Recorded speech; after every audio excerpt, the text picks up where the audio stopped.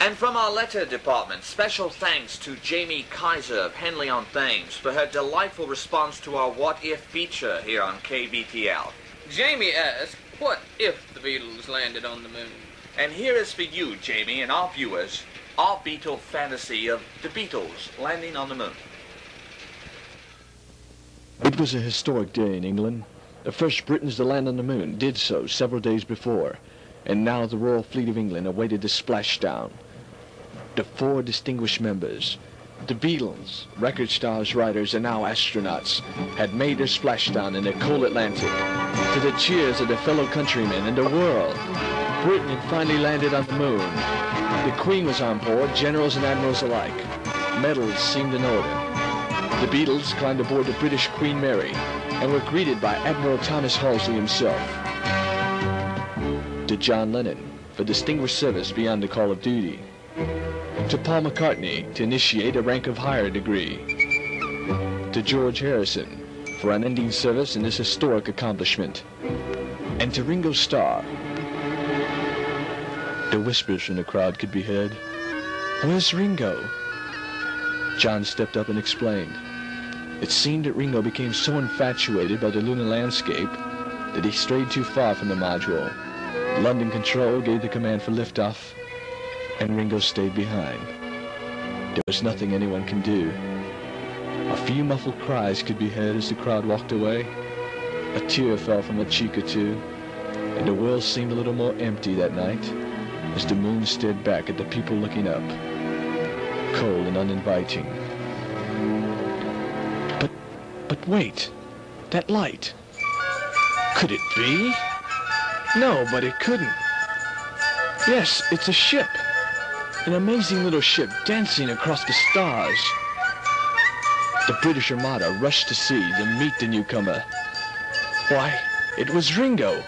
Ringo Starr. The crowds were cheering on the banks as well as from the ship. Ringo's back! Ringo's back!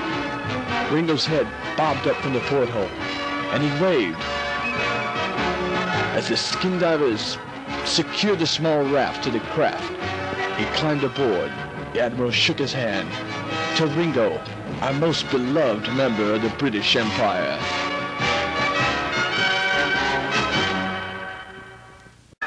We'll be back with more Beatles after these words from our sponsors.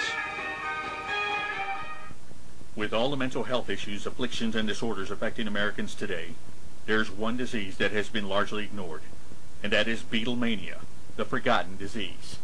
Since 1964, over 300 million Americans have been affected by this indiscriminating virus. The disease is responsible for countless go-nowhere garage bands, failed marriages, and children born with names like Paul, Michelle, and John. But there is hope. With your tax-deductible donations to the National Beatlemania Foundation, we can cure Beatlemania through counseling, behavior modification, and intervention. We can work it out by taking a sad song and making it better. And in the end, the love you take is equal to the love you make. Let's lick BM in our lifetime. This public service announcement brought to you by the National Beatlemania Foundation, 645 Madison Avenue, New York, New York, 10029. And now a report from our correspondent in Great Britain, Larry London. Good evening, and welcome to KBTL News. The London chapter of the Beatles fan club has released an easy-to-follow quiz to determine whether or not you are a Beatlemaniac. If you are able to answer 4 out of the 5 following questions, you are afflicted. Question 1. What fruit was Apple Records at one point going to be named after? The answer, Alan Klein. In the film Yellow Submarine, what were the Beatles chasing? The answer, $10 million in screen rights, song royalties, and album returns. Question 3 for you at home that are keeping score. When did Paul McCartney record Silly Love Songs?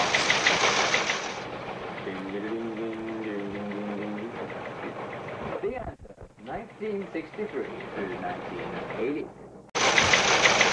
Question 4 for our French-speaking friends. What did George's dentist put in his and John Lennon's coffee?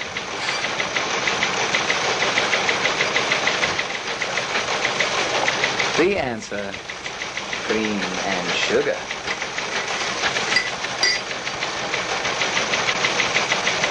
On side 2 of the Peppers LP, why does a chicken screech across the soundtrack? Good morning, good morning. To get to the other side.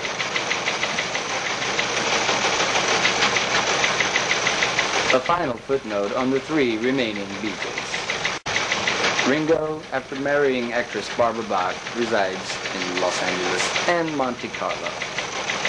Paul, still retaining his babyface features, performs sporadically with wife Linda.